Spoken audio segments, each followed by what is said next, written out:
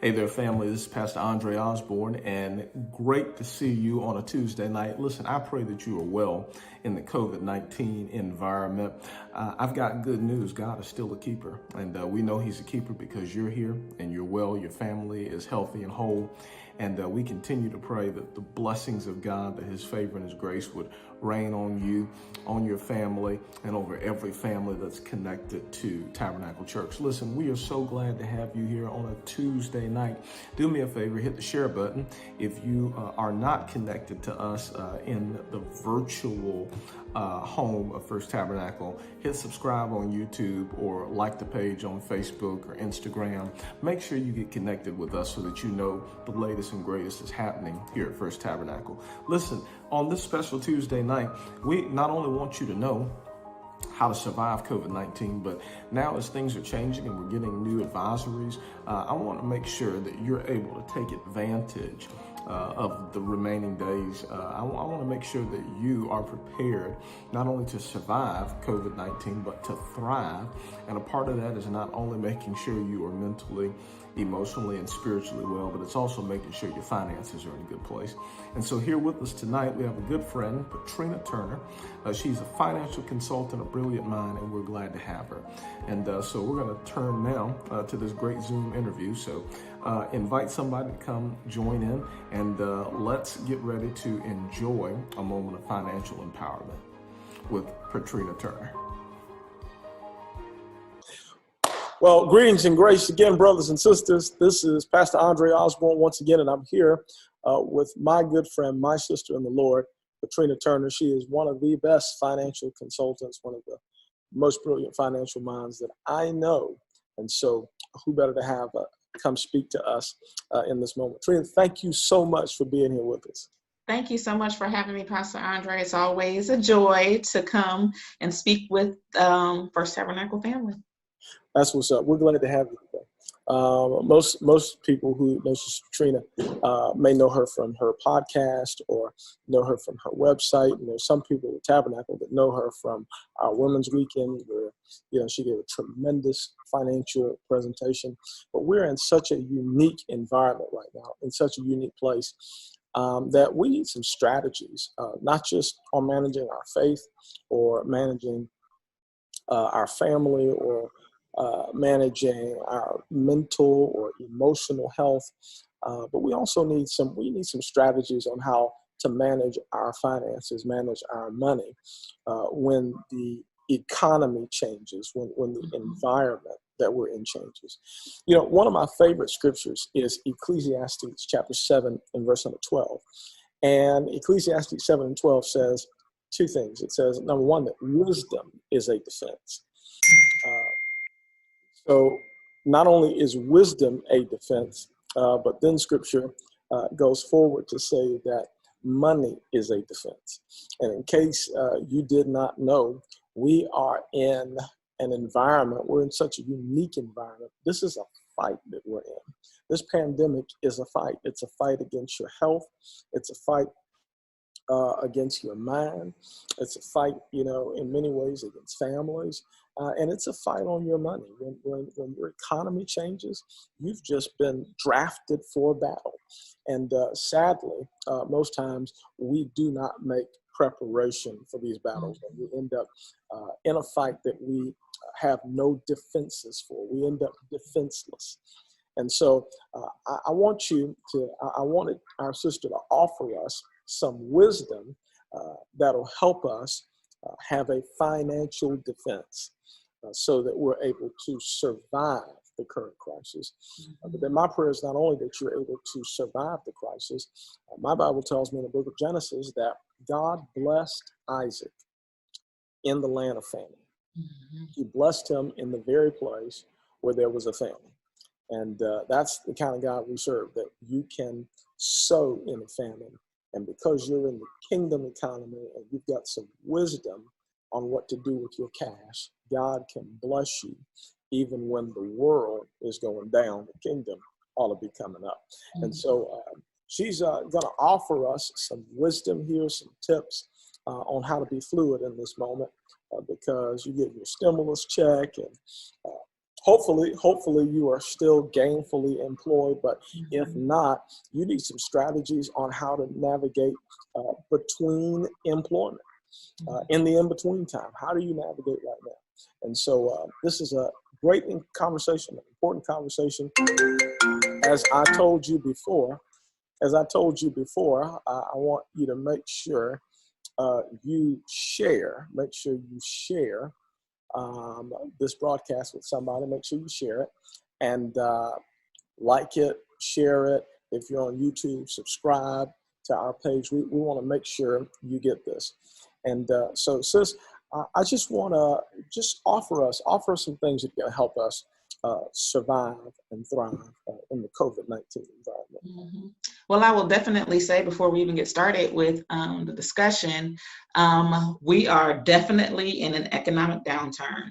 And typically what I have been seeing is people are in between. Either they are still working, still getting their paycheck, and everything is fine on that end, and they just don't know what to do with the stimulus check or this extra money that they're saving with gas, or their hours were cut, or they completely lost their job and they're just trying to navigate and determine how to pay certain things. So I think having this platform is great so that we will know how to survive and thrive when it comes to our finances. And like you said, we can be blessed in the middle of this economic downturn if we are wise with how we are managing our money. That's it. Yeah. So you mind if I share my screen? Absolutely. Okay. All right. So let me go ahead and share. All this is new, so we're going to see if we can do the best we can here. Okay. All righty. So basically, we wanted to give you some tips on how to manage your money during this financial downturn. So I'm going to give you 3 tips on ways to survive the financial crisis and 3 tips on ways to thrive in a financial crisis. And of course, Pastor Andre, if you have anything that you want to interject, please do. So tip number 1, in order for us to survive this economic downturn, we have to not panic. That is one of the things that I was saying, especially, when we first got started, everybody was just going, we didn't know what was going on because this is something that we have not seen in our lifetime, right? Right. So we didn't, and the whole, not just the United States was impacted, not just, where we are, it was impacted. The world had been impacted. So I remember one of the best advice that my dad had given me when I was trying to make some major decisions was, when coming out of college, was do not make any major decisions based on fear or your emotions. That's good. Because your emotions change. And of course, all of this is, we don't know how long it's going to last, but we know that it is temporary, right? So make sure that before you make any major financial decisions, that you are getting sound advice. Like I was seeing people that were taking out all of their money from their retirement, because they saw that everything was dropping and they were afraid that they were going to lose a ton of money. Well, make sure that if you decide that you're going to do that, that you talk to your certified financial advisor before you do that. Don't just make rash decisions because you see what could happen. Because at the end of the day, we don't want any of these temporary decisions that we are making to have a long lasting impact on our finances, especially down the road when it comes to retirement. So we want to make sure that we are making wise decision and getting wise counsel before we make any major decision, or even just something as simple as spending a ton of money on all these household items. I still can't find tissue. I'm like, people have stacks and stacks of tissue in the garage, and we're spending literally hundreds, if not thousands of dollars trying to hoard all of this information, all of these household items, because of what was going on. So just make sure that you are not reacting out of fear, because of course all of this is going to change. So we just need to make sure that we're making wise decisions, right? That's good. Yeah. So survival tip number 2 is, if you have lost your job, or if your hours have been cut, or if you were furloughed, it's okay to call and see if you can temporarily lower your payments or even defer or suspend your payments. But there's a but in this. You have to make sure before you sign anything or agree to anything that you know the repayment terms. Yes. You have to make sure, I repeat, that you know the repayment terms, because there are, companies who are being generous and allowing their customers to defer their payments and being lenient when it comes to repayments. But there has been a lot of other companies who, I'll give you an example. So there was this one family who was trying to suspend their mortgage because one of the, I can't remember, it was the mom or the dad, they lost their job. Their mortgage was $1,800 a month. They were trying to suspend it or defer it for 3 months. Well, after the wife was making, talking to them about, what will happen after they not pay for the next 3 months, the bank told them that they would have to pay the $1,800 times 3 plus that 4th month's mortgage all during that 4th month. So that is $7,200. Wow. My thing is, if they didn't have the $1,800, how in the world are they going to have the $7,200 by month 4? Wow. So before you agree to saying, yes, I want to stop my mortgage, yes, I want to, stop paying my auto loan or whatever it is, make sure that you understand the terms of repayment, because you don't want to be, again, in a worse situation because you're just trying to make a rash decision right now. Now, are they being expressly open about the terms, or? When I was just calling or looking around or researching just to see, not everybody is telling them, when all of these payments, are due. So I suggest that if you are trying to negotiate to cut payments, defer payments, reduce payments, that it is our responsibility, because at the end of the day, the loan is in our name, so it is our responsibility to make sure that we know how repayment is going to take place. For some people, they are allowing them to just tack it on to the end of whenever their repayment. So if you have a mortgage, they're just going to end it, instead of having a 30-year mortgage, you're going to have a 30-year plus 3-month mortgage, something like that. So, but it is up to us, of course, the borrower, to make sure that we know the terms of repayment. Yes. All right. So that is tip number 2. Tip number 3 is, do not splurge your stimulus check. Oh I my. was reading an article online, and it was talking about how many people are in Target. I call it Target. Oh yeah. Yes. How many people have been in Target this last week? And I'm sure it's a result of everybody getting all of this money, right? So ensure before you go out and spend your $1,200, your $3,400, whatever amount you have received, make sure that your four main needs are taken care of, especially if your hours have been cut or if you've been laid off or furloughed. And your four main needs are housing, utilities, food, and transportation. Those are the things that we need in order to survive. So Can before you you say go that out, one more time? I'm sorry. Can you repeat that, please? Yes. Before you go out and splurge your check, any extra checks that you're getting, whether it's your stimulus check, whatever it is, ensure that you are taking care of your four main needs. And your four main needs is number one, housing. We have to have somewhere to live. Utilities, we need to have electricity and water. Food, we need to eat. And transportation, if we are still working or doing different things, those are our four main needs. So after those needs have been taken care of, then you can look at your other expenses and see, what is the most important after that. For example, internet for us would be very important because we're working from home. Our kids are working online, doing their school online. So we would have to make sure that the internet is working is on. So that's another thing that we would have to make sure that we are paying for outside of those four main needs. You mean So hair is not on that list? internet is not, it's on my important list. No, no, hair.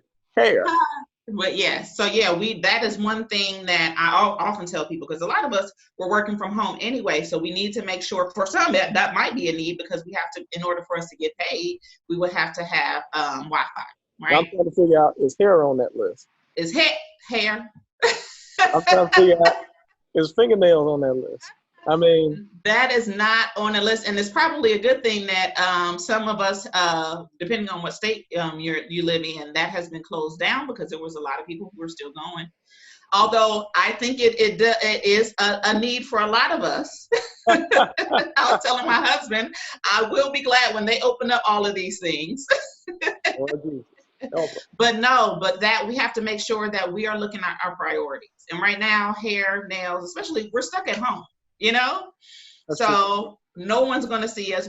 Hair and nails right now is not a priority. So make sure that housing, utilities, transportation, all of those are getting taken care of first. That's good. First. All right. So if people have any money left over, and this is regarding even like, the stimulus check or whatever money you're getting, if you do not have at least 3 months of savings in your savings account, I suggest you putting this extra money into your savings. That's it. We do not know how long this is going to last. Yes, I see people, different counties and states starting to open up, have like a soft reopen. But we don't know if we're going to see a spike and people with having the coronavirus, because now beaches and everything are starting to get open. So we need to make sure that if this lasts a lot longer than we think it may last, that we have more than enough money, not just enough money, but more than enough money saved, just in case we need it for a longer term. Typically, if we were not in this situation that we're in, this economic downturn, this coronavirus pandemic, we would typically say, if you have any extra money, after you save at least $1,000 or whatever in your savings, then take a portion of that and start paying off one debt at a time. That's what we would normally say. But because we are in such a unique situation, we say push pause temporarily on paying off any debt. Just still pay your minimum if you have that, and take any extra money and put it into your savings.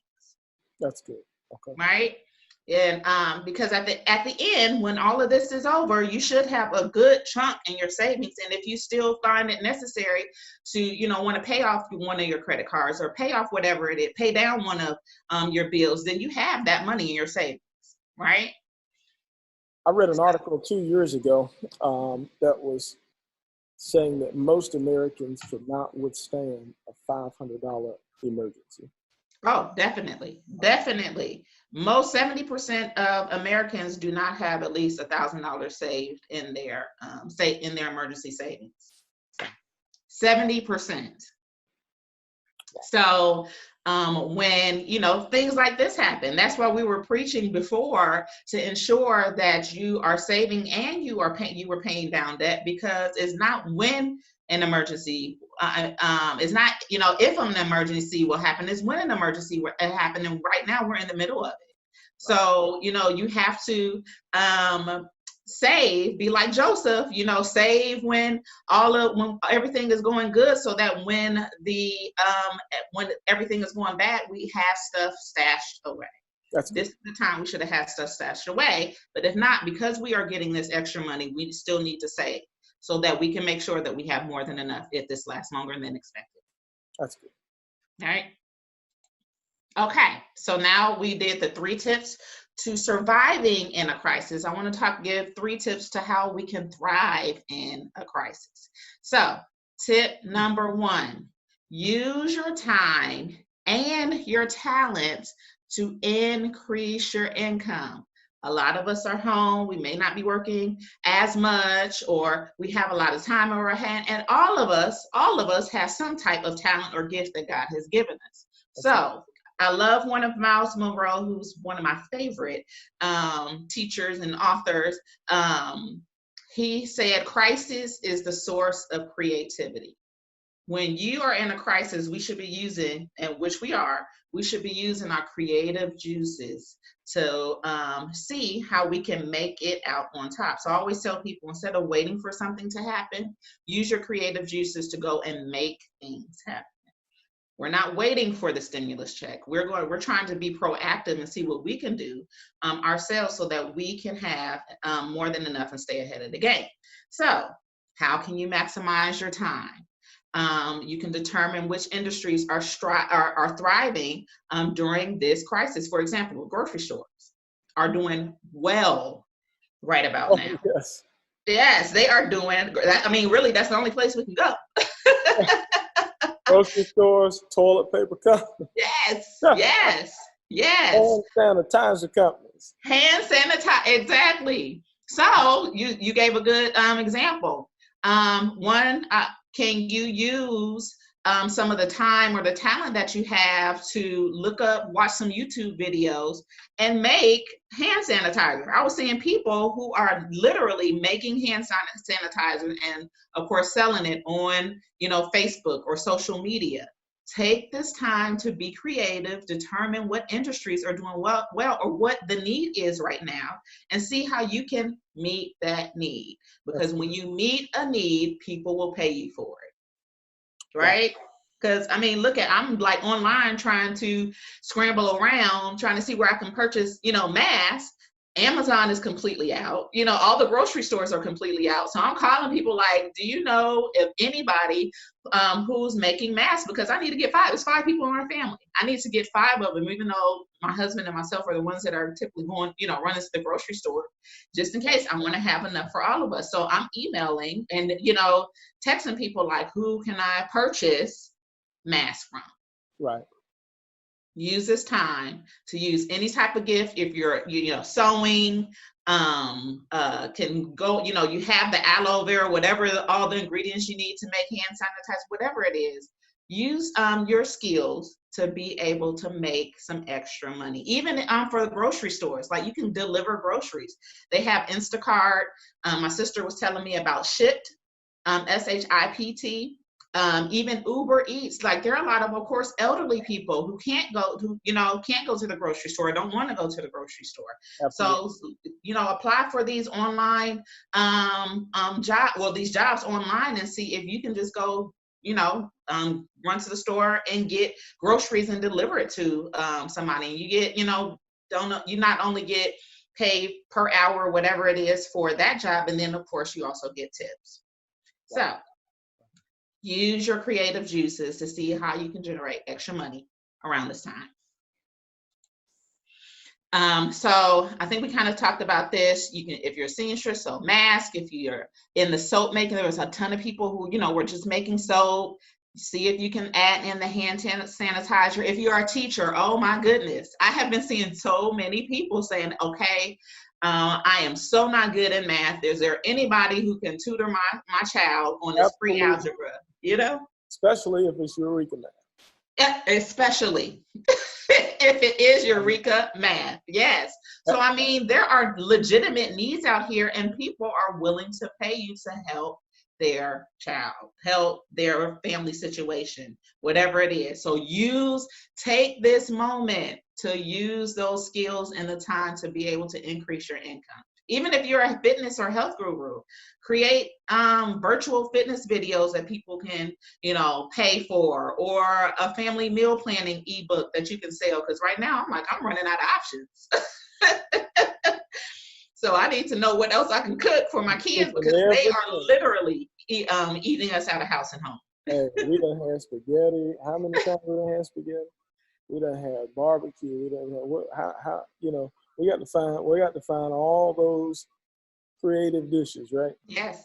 Yes. And often it's not until we come to a place of crisis that we know, all that's in us. I mean, think about David and Goliath. Israel did not know that they had a David until they had Goliath. So yes, you'll always be able to look at crisis and point to a point in place where God exposes, something great in you that perhaps you did not know. So this is definitely a time for self-discovery. Oh yeah, definitely. That's an excellent point. Like we have to, a lot of time, the pandemic, economic downturns, whatever it is, crises will push us to having to be creative because we have no other option. Absolutely. We have no other option. So take this time to be able to use your time, even if it's just delivering groceries, and your talent. Maybe you are selling something online, selling a video, whatever it is. Be wise in this situation. See how you can be creative in solving somebody's problem so you can get paid and be able to have and grow your finances during this time. That's good. I love the story from Kings right here. The lady whose sons, the family was in debt. The sons were going to be sold to the creditor. And the prophet says, "What do you have in the house?" Yes. Because I love that. Jars and a little oil. And the prophet says, "Well, go get vessels, borrow vessels, take them in your house, shut the door, and fill them all with oil." And then here's the ending point: sell it, pay your debt, and live on the rest. Yes, that's good. And I think that's the principle. I mean, that's the principle that God will give you some ideas. Most times when we pray for financial breakthrough, we're hoping for the surprise check. Yep. For the cash, find $1,000 sitting outside your car. Money coming down from heaven. Right, exactly. Not realizing that it's in your house. It's in you. Yeah. It's already in your house. It's already in you. And if you take that and maximize it, a lot of times you have some things that you can take and monetize and live off the rest. Yes. The greatest example of that for me. What? How many times have you looked at TV and seen an infomercial for something? You said, "You know what? I thought about that one time." Yes. And perhaps you thought about a better version. The only difference is somebody actually followed that thought through. Yep. They acted on it. Somebody acted on that thought. Because whatever God wants, whenever God wants to bring something, into, and I don't want to get away from finance, but I want to say whenever God wants to bring something forth, he's gonna search it out until he finds somebody, who's willing to act on, promptings, the urgings, that he's placed in them. So I agree. Use what God's given you to create an extra stream of income for you and your family. My common saying is, Eden had 4 streams. Yeah. There were 4 rivers that watered Eden. Yeah. You've got to get above and beyond that paycheck river, and perhaps your talent now becomes another stream of income that will help create an oasis in your financial life. Yes, I so agree. I think God gives us everything we need. I think sometimes we are fearful, and sometimes we just get stuck, you know, in where we are. Of course, sometimes we can be lazy because it's easier to just, collect a check on the 15th and the 30th, and being able to really implement some of the ideas that God has given us will take work, and you don't always see it immediately.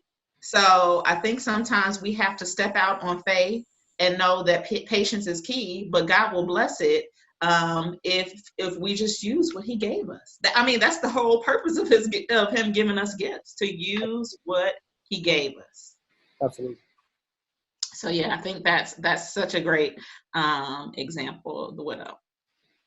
Okay, so thriving tip number 2 is to create and stick to an updated COVID-19 budget. Okay, so we know that because all of this has changed, that we may not have the same budget that we had before. So we want to make sure that we are telling our money where to go instead of wondering where it went. So that's a John Maxwell quote. And basically just to create a budget. So we, of course, our family has a budget that we typically would stick to. But because of all of this, we had to update our budget because, I think I was talking to somebody, I thought that I was going to be saving all of my gas money and my extra fund money and just putting it all into our savings account. We were going to have a whole, just a ton of money in our savings. Wow. But I forgot that I have 3 boys. That money went to groceries. Majority of that money went to our grocery bill. So we had to update our budget, So just make sure that you are being realistic, because apparently I was not being realistic. And the Turner boys are my friends. I know. Yes, they are, but I probably need to send them to you guys' house. We can hang out together, because I can be around anybody who likes me. I'm telling you. Yes. So, we've had to update our budget. Thank God we were still, of course, still able to save some, but it's just not as much as I anticipated. So we had to create, a new budget, write out. I always tell people, when you're looking at budgeting, write out all of your expenses, from groceries to what you're paying and eating out, to your mortgage, your rent, utilities, whatever it is that you're spending money on, your Target trips, your Amazon, online Amazon shopping, whatever it is you are spending money on for the month, write it all out so you can see on paper what you're actually spending. Because a lot of people just swipe away because they see that they have money in their account.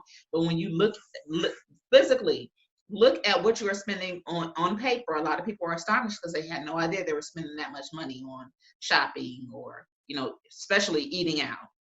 So always promoting the envelope system. I do like the envelope system. And for those who may not know, the envelope system is basically you create a budget and then you put your expenses, or take the dollar amount. Let's say you have groceries and you said you were going to spend $200 on groceries. So you just take that $200 out in cash and put it in an envelope. So you're using cash instead of swiping. And that works for a lot of people. It doesn't work for everybody. But it works for a lot of people. Or even if you have gas, you say you're going to spend $100, you'll take that cash out and put it in the gas envelope, just write gas on top of an envelope, and you have that cash. So basically, it's helping people to manage their money. Once that money is gone from that particular envelope, that's all the money that they have.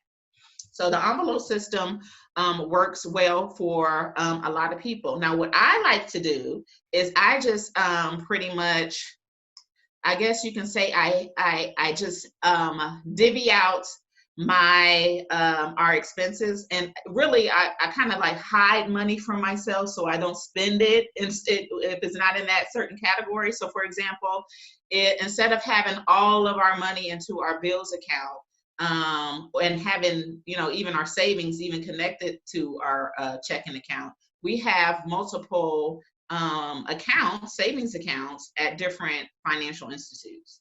institutions. So we won't commingle, spend money, or have direct access to it. That helps me because if I am in a Target and I see some earrings or something for the boys that I want to get and it wasn't a part of my budget, if I had a savings account that was connected to our Bank of America checking account, I can easily just pull out my phone and just transfer the money from my savings to my checking.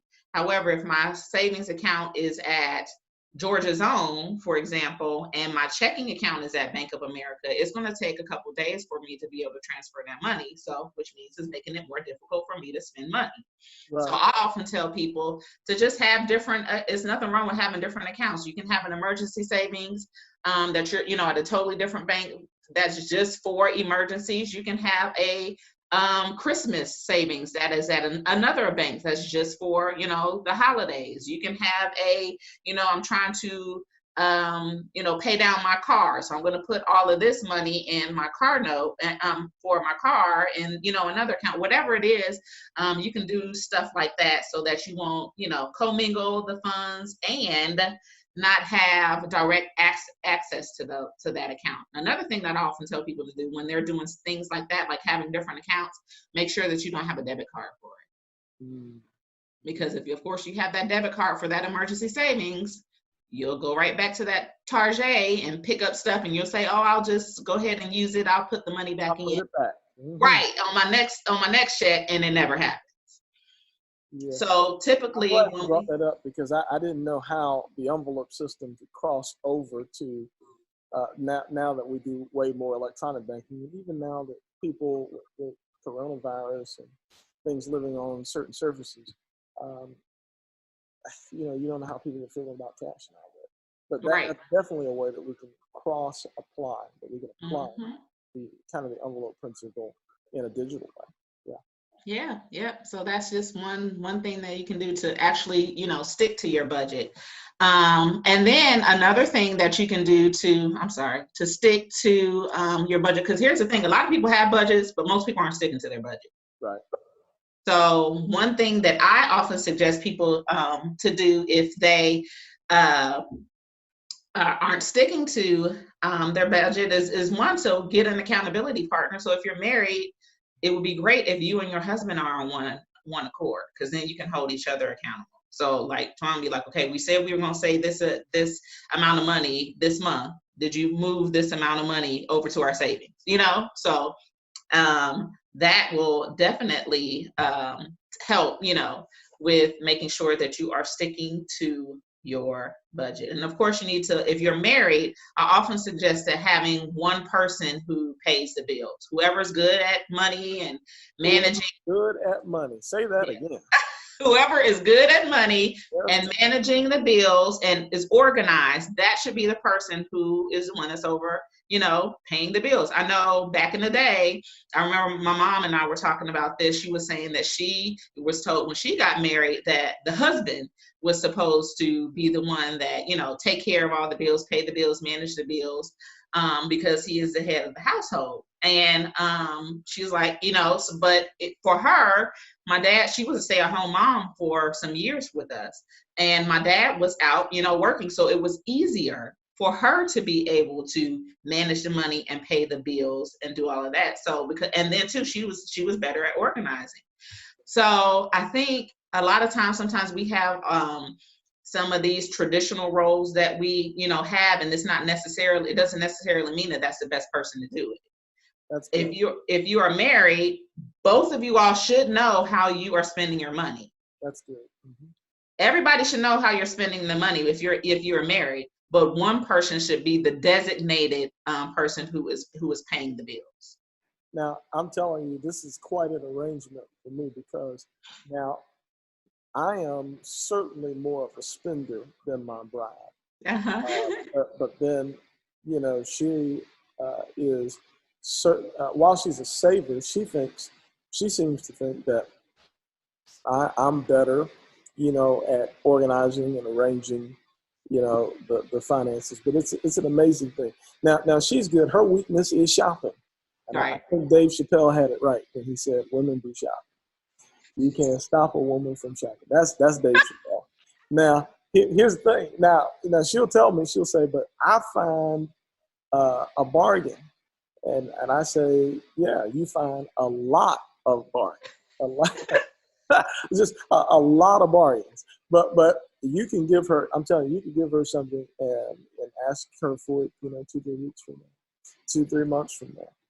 And she will have it there. And I found that generally, because marriage is such a complementary ministry, there's generally always somebody who's strong, who has a strength in the area of your weakness. And so, if self-control with spending is one of the things right now, then definitely lean on your spouse if they're stronger for accountability.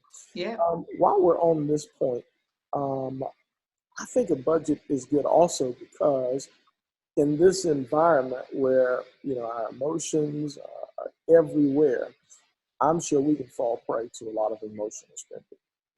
Definitely. About the situation, trying to, we already do that. You spend to compensate for some perceived emotional strain or whatever, and you end up bankrupting yourself when you really need to be healed. And so this environment only makes that more complex. Yeah. Because you use shopping as, therapy, kind of a therapy in this yeah. environment. And I'm not gonna shy away from that. Having been a person, we're just outside of a year now from having our daughter go to be with the Lord. And I told my wife, I said, I know I've had some grieving days because I went in the suit store, buddy. And I would call her. I said, I'm grieving today. I need you to help me walk out of this store with nothing. If I need to go home and cry, let me do that instead of spending all of my money in this store. Yeah. So I can definitely, I can definitely see how it is easier to spend than it is to do the hard work of healing, or in this case, to create an environment at home or environment wherever you are that fosters this emotional wellness instead of trying to put it all in material goods. Right, I agree. Yeah, I agree. I mean, there is a thing of emotional spending. Believe it or not, I am the spender in our family. Like I can, but I'm like your wife, I can catch a sale and make it stretch. But the problem is, like you said, I was catching too many sales. Now, I know we're not the only ones. If you're watching this, you need to drop it in the comments. Are you a spender or a saver? And if you're a spender, are you one of those bargain spenders? You're gonna catch a sale, but you're gonna catch a whole bunch of them. Drop it in the comments. Let us know where you are on this.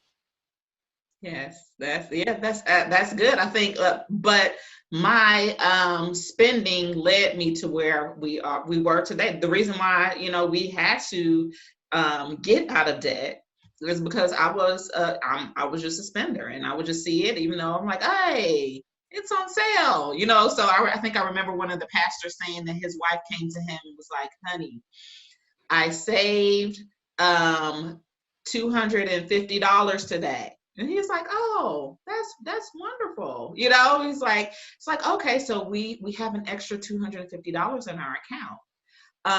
But what she had ended up explaining is she saw something that she'd been waiting to go on sale. It was $1,000. Oh. It was discounted by $250. So she spent $750. So it's like, we are in for people who are like spenders, especially when you see a sale on it, we're just like, hey, we're saving money. But no, we have to start looking at it. No, we're out of money. We spent money.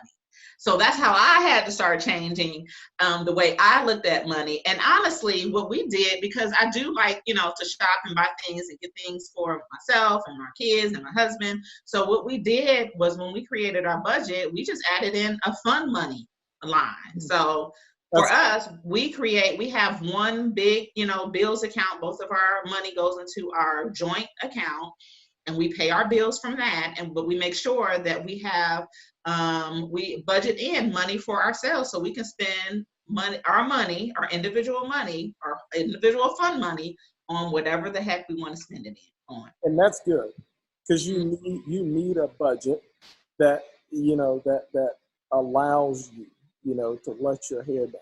Yeah. The important thing that you said is your money. Yeah. Mm-hmm. It's not the money of the creditors that you're going to end up, you're going to buy now, but you're going to pay the piper later. Right. And that's the thing. You want to spend your money, so that even though you're smiling now, you're not crying later. Right. Exactly. So yeah, that's just creating a budget, creating a realistic budget. I always say realistic because a lot of times when people come to me and they need help with their money, they're often saying that I know I'm spending all this money on eating out, so I'm just going to cut out eating out altogether. And that's just like cutting out eating desserts altogether. It will last for a week and then we'll go berserk week 2. I always tell people, just be realistic, just don't say that if you were working, let's say you were working and you were going out to lunch every day before this coronavirus thing, and you were going out to lunch Monday through Friday. Instead of going out to lunch Monday through Friday, just go out to lunch Wednesday through Thursday and bring your lunch in Monday and Tuesday. That's money that you can save until you get into the habit of saving and the habit of not going out to eat all the time. You don't want to just cut stuff out and be unrealistic. Right. So last tip, thriving. How do you thrive during this time? I always talk about don't forget to give. I am a PK.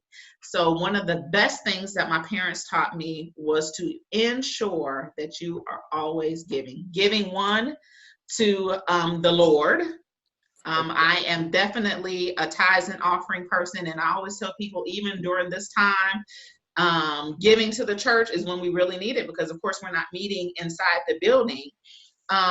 So a lot of people are not actually bringing their tithes and offering to this church, to the storehouse.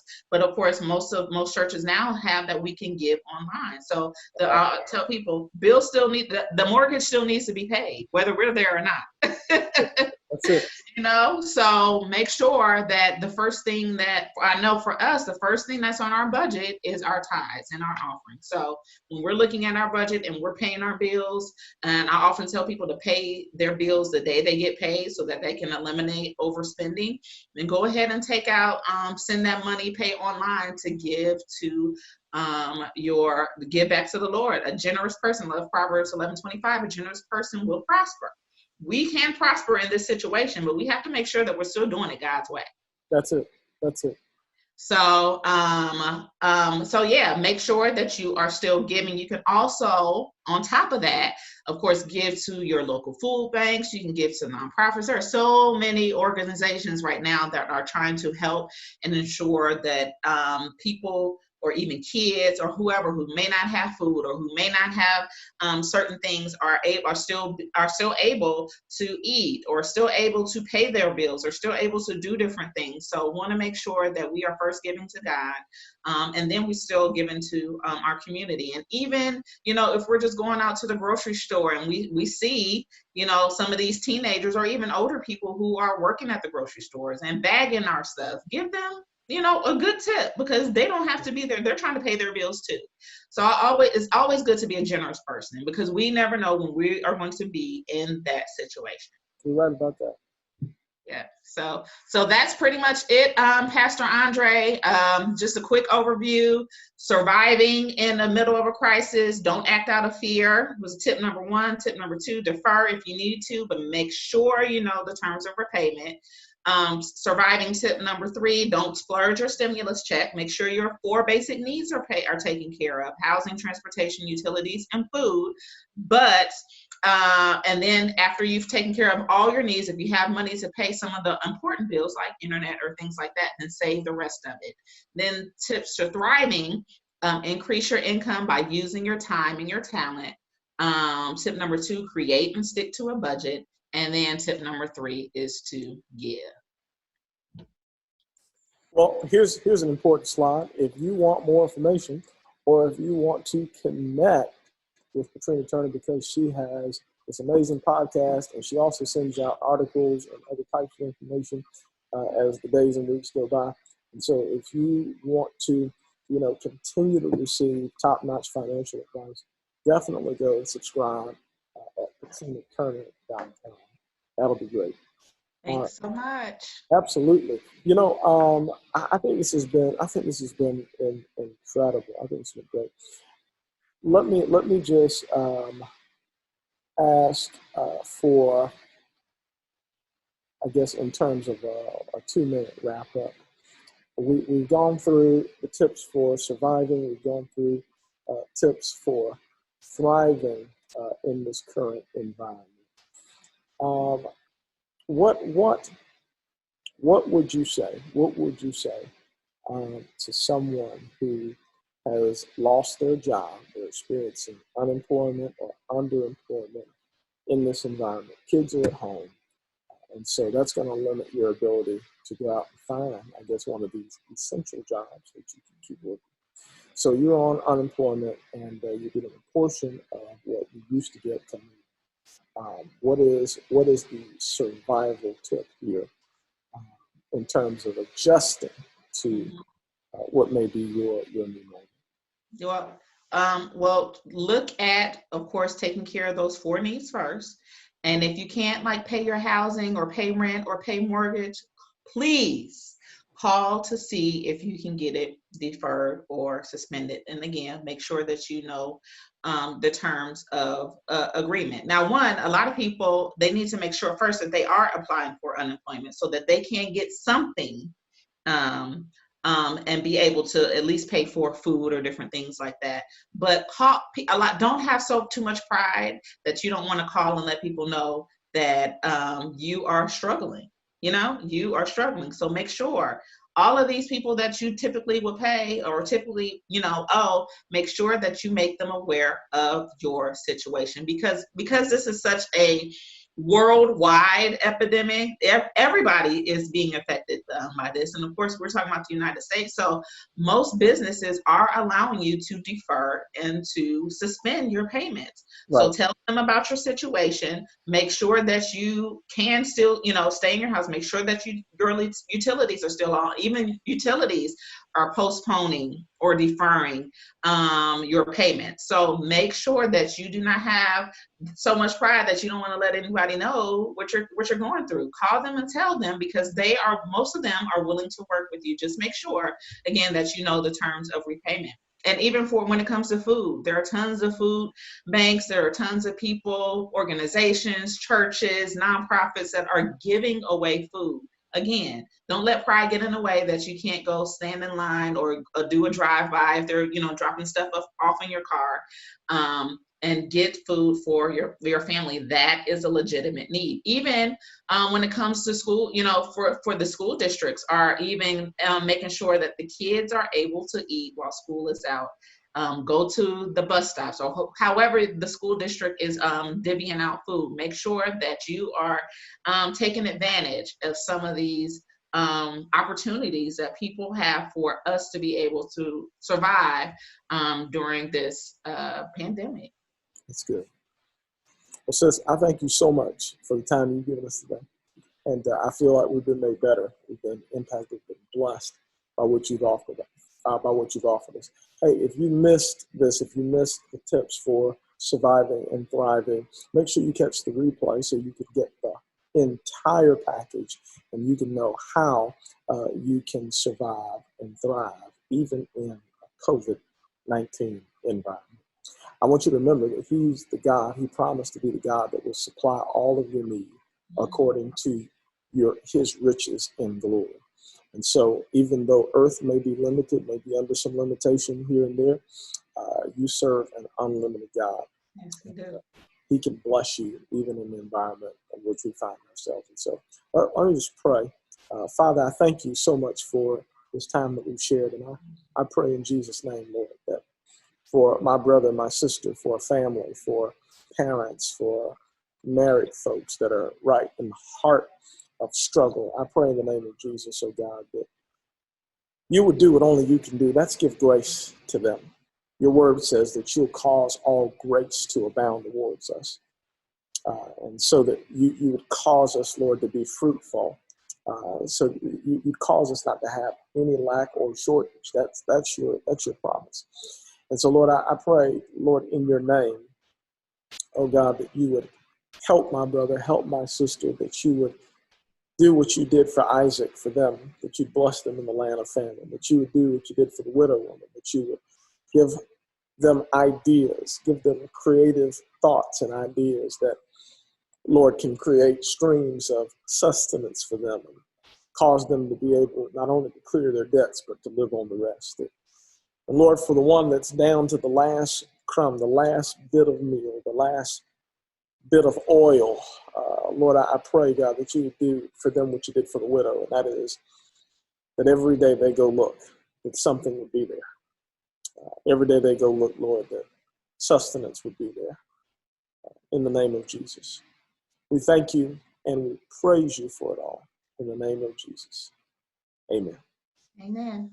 Thank you again, sis. Thanks, Pastor Andre. We appreciate you. Thank you so much. Hey friends, this is Pastor Andre again. Just wanted to tell you thank you so much for being a part of our online environment here at First Tabernacle Baptist Church.